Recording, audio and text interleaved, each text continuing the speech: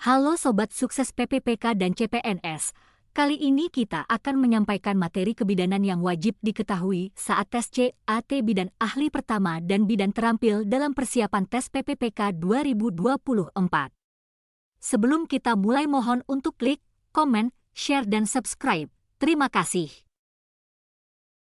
Dalam rangka mewujudkan pegawai pemerintah dengan perjanjian kerja PPPK yang profesional, kompeten, dan melayani, maka setiap PPPK wajib memiliki kompetensi manajerial, kompetensi sosial kultural, dan kompetensi teknis yang sesuai dengan standar kompetensi jabatan.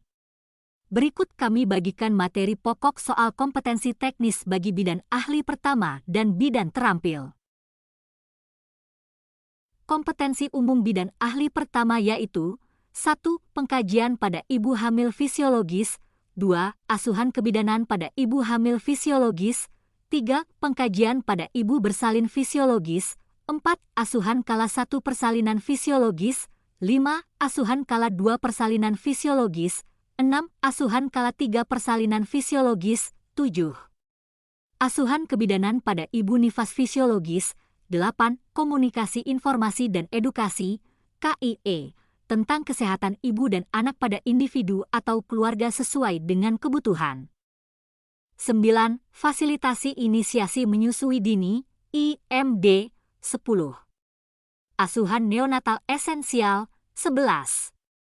Fasilitasi konseling kesehatan reproduksi, 12. Fasilitasi konseling pranikah, 13.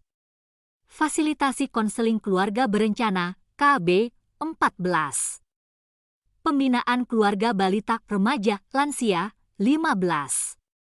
Identifikasi kebutuhan, analisis dan perencanaan kegiatan UKM terkait pelayanan kebidanan di puskesmas, 16. Pemantauan pelaksanaan persalinan dan pencegahan komplikasi, 17. Asuhan kala 4 persalinan fisiologis. Kompetensi khusus, 1. Pengkajian pada ibu hamil fisiologis, 2. Penyusunan perencanaan asuhan kebidanan pada ibu hamil fisiologis, 3. Pemberian asuhan kebidanan kepada ibu hamil fisiologis, 4. Pengkajian pada ibu bersalin fisiologis, 5. Asuhan kala 1 persalinan fisiologis, 6. Asuhan kala 2 persalinan fisiologis, 7. Asuhan kala 3 persalinan fisiologis, 8. Asuhan kala 4 persalinan fisiologis, 9. Pengkajian pada ibu nifas fisiologis, 10. Asuhan kebidanan pada ibu nifas fisiologis. 11. Persiapan pre-operasi obstetri ginekologi, 12. Komunikasi informasi dan edukasi, KIE, tentang kesehatan ibu dan anak pada individu atau keluarga sesuai dengan kebutuhan, 13. Fasilitasi inisiasi menyusui dini, IMD, 14. Asuhan neonatal esensial, 15. Asuhan pelayanan neonatal pada 6 jam, 48 jam pasca kelahiran, 16. Asuhan pelayanan neonatal pada hari ketiga, hari ke-7 pasca kelahiran, 17. Asuhan pelayanan neonatal pada hari ke-8, hari ke-28 pasca kelahiran. 18. Fasilitasi konseling kesehatan reproduksi, 19. Fasilitasi konseling pranikah, 20.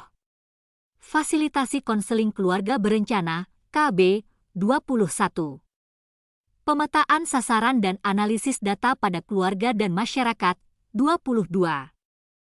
Pembinaan keluarga balita, remaja, lansia, 23. Partisipasi aktif dalam musyawarah perencanaan pembangunan desa, 24. Pelaksanaan tugas jaga shift malam, 25. Asuhan kebidanan di kamar bedah. 26. Identifikasi kebutuhan, analisis dan perencanaan kegiatan UKM terkait pelayanan kebidanan di puskesmas, 27. Pemantauan pelaksanaan persalinan dan pencegahan komplikasi, 28. Monitoring dan evaluasi asuhan kebidanan di tingkat puskesmas, 29. Screening pencegahan penularan HIV, sifilis, hepatitis B dari ibu ke anak, PPIA, di puskesmas atau rumah sakit. Kedua, kita akan membahas bidang terampil untuk kompetensi umum yaitu 1. Informed choice, 2. Informed consent, 3. Pencegahan infeksi, 4.